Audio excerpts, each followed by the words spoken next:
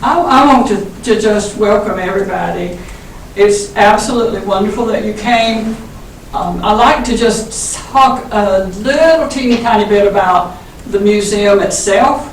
I am extremely, extremely proud of the displays that are in this museum, and I can say that with all humility because I have not done a whole lot to bring any of it to pass. I can tell you, I really appreciate Sarah because she has been so instrumental in bringing a lot of the exhibits into completion. She has a lot of ideas, and even if she didn't finish the project, she was very instrumental in the creative foundation of these exhibits. So, and she could name a whole lot of other people as well, and I could too. But Sarah is here with us, and I just want to express my appreciation to her for that. And one of the most recent things that she's done is the rock building that's down below next to the Old Town Hall.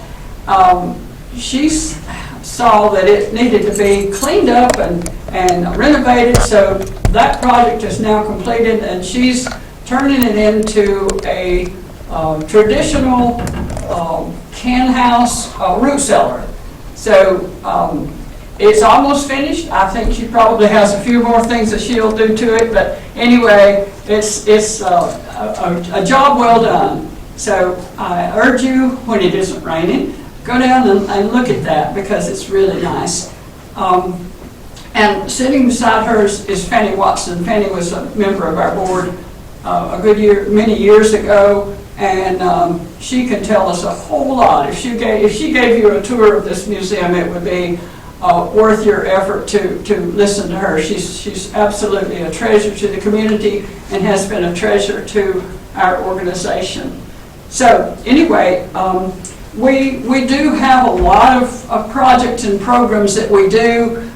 We get a grant from the North Carolina Arts Council, and we do programs in the school. We provide artists and programs at the Peacock Theater and so forth. Of course, the Festival on the Square is coming up in July. Please do not forget that. And come up and look and see what the vendors who pay for a spot to stay there the weekend. They're absolutely wonderful. Over the years, we've had so many fabulous artists who've shown their work and sold their crafts during that time. And so that's coming up. And that's a wonderful fundraiser for us, too. So anyway, there are so many other things about our organization that I'm not going to go into now, but it's just such a treasure to me to be able to be a part of this organization. And the board members who are here today, Sarah and Marcia and Holly back there and Pam are just, and is there somebody else that I'm missing? Anyway, we also have Tess, who is our media specialist. Tess is filming today to put it on the website. So anyway, I just wanted to recognize those people. And we have an exhibit, actually two very, very special exhibits for the season. One is the students from the Hayesville High School art class.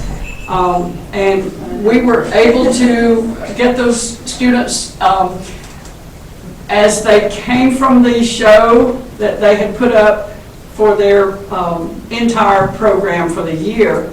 The students were taking their work down, and I had already spoken with the teacher about having them display their work for the year, and she was very skeptical. She said, I just don't know. And so anyway, I was able to go and talk with the students, and I read to them a little bit of the article, and if I can see it, I'm going to read just real quickly. I'm going to read what I wrote in case you didn't see the paper this week. The student work displayed at the museum for the season represents a gift to the community as students are willing to contribute the work produced throughout the abundance of technical skill as well as a depth of thought, insight, and creativity. And I wrote that because I just saw the wonderful work in that exhibit, and I was so impressed. And I can. This art show held this past week represented work from students grades 6 through 12 and indicated that they had been provided thoughtful prompts enabling them to produce very creative responses. Their work demonstrated an understanding of the practices on a high level of excellence. They have received instruction from a gifted educator who understands the importance of providing an avenue for students to develop their creativity and visual communication skills. So I just thought that that was a way, and when I read that to the students, they sort of perked up a little bit, and they brought their work over and put it down on the table and said, you can have mine. And they understood it's going to be through October. So I think that, again, just illustrates the appreciation that they have for the museum, for the program that we do, and just for their art teacher, and they wanted to be able to share it with the community. I urge you to go and look. I was able to get a variety of frames from all different kinds of sources, from thrift stores and people on the Arts Council board brought frames, and so we were able to frame their work.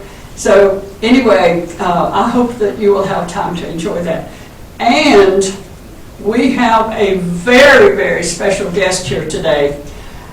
Helen Gibson was given a special award from the North Carolina Arts Council. I'm wanting to just hold this up. It's a plaque that we had made that shows our appreciation for Helen and the work that she did. The wording is, the Clay County Historical and Arts Council recognizes Helen Gibson as a recipient of the 2025 North Carolina Heritage Award given by the North Carolina Arts Council. That is no small deal, let me tell you. They worked really hard at the folk school to get together a long application and even letters of recommendation and whatever. They gave 5 awards throughout the year, and Helen was one of those recipients. So we are so honored and so blessed that we're able to display her work this summer. So Helen, would you please just stand up and say hello to the people? Okay, hello. Well, that was one of the first nativity sets I ever made with Jack Hall. And we use basswood now to carve them out of, and that is holly in there. And I was prowling in the basement a long time ago, and I found one set. Carl bought it. Then I found another one, so I gave that to my grandson, Robbie. I never had to give him any of the nativity, so I carved with Jack Hall and learned to do them. And Maggie Masters, I think said that. She offered any of us carvers, we could take classes with Jack free if we would learn to do the nativity, because a lot of the older people that made them was, gone. So that's how I got started doing the nativity. And so, thank you. Anyway, but we do it out with softwood now. Thank you, Helen. Thank you so Thank much. you. Well, Helen was actually one of the criteria for being given this award was that it had to be somebody who had earned a living with their craft and had nurtured other people along the line to also to keep the traditions going. And so we have right here Ray Backus, who is a dear friend of Helen's and also a student. And so she's an example of their carrying on the tradition. And I think you can see with this young man here too, Bennett, I think, is going to be interested in making sure that his great-grandmother is recognized throughout his life. So this is a real treasure for us to be able to show Helen's work. And I'm so glad that you're here to share that with us. Can we ask questions to Helen? I ask you. Can I ask a question? Oh, sure, please do. When did you start carving and who taught you to carve? Well, my mother carved, and I started carving napkin rings when I was like 10, 11 years old. And she would help me, and my granny sanded for us, done the sanding. I had a neighbor, Fanny Ivester. We had, several people around, Fanny Ivester and Hope Brown, the older carvers, and, we would get help from them. And then, when I started taking classes with Jack Hall, and then, Tri-County Community College, he taught there. And then when Jack's health got bad, I was helping him one year in a class, and about midweek, he said, "You're going to have to finish the class. I've got to go home." And that's how I got started carving. I was kind of scared to death. But I had good students, they was very understanding. So anyway, that's how I got started teaching. And I taught through Tri-County Community College for a long time. And you do folk school classes still, don't you? Still, yes. And I urge all of you to spend some time reading the article that's displayed in there. Ray is the one who wrote the article, and so beautifully done, and covers a lot of the bases with this. And Helen has also been interviewed by Tess, and the interview is on their website. So I urge you to go back and check that out, and you'll find a lot about Helen. Her studio is absolutely amazing. I have a studio at home too, but I know nothing about organization. This lady knows not only how to carve and make shavings, but she also knows how to organize, and it is so beautifully organized with all of the what they call blanks on the shelves, and of course the blanks are, she could tell you better, but I would go ahead for time's sake to tell you that blanks are when you take a block of wood, maybe this thick and that big, and you put your print or your pattern down, trace it out, and then you do the sawing, so that's the beginning of a carving. So it's absolutely fascinating to see the process that you go through, but her studio is it's such a treasure to be able to go there and look and see. So anyway, I think if you knocked on her door one time, she probably would let you right in and show you around. But anyway, she's not only a wonderful, wonderful carver, a precious friend, but she's a very gracious hostess too when you go by there. So anyway, thank you, Helen. Thank you, thank you, thank you. So I'm going to end my remarks, but I just want to thank you again for coming, and thank you for allowing us to share with you this special day. So I'm going to put this back in there on the display so that everybody can enjoy it for the year. I just thought it was wonderful. We presented this to Helen at the Lies and Pines program at the Peacock Theater. We had that about an hour prior to the program, and we advertised it and got people to come, and it was a very, very wonderful event. But anyway, when the program started, I had asked Canute Rary if I could go up on stage and bring Helen up, and I gave her this plaque.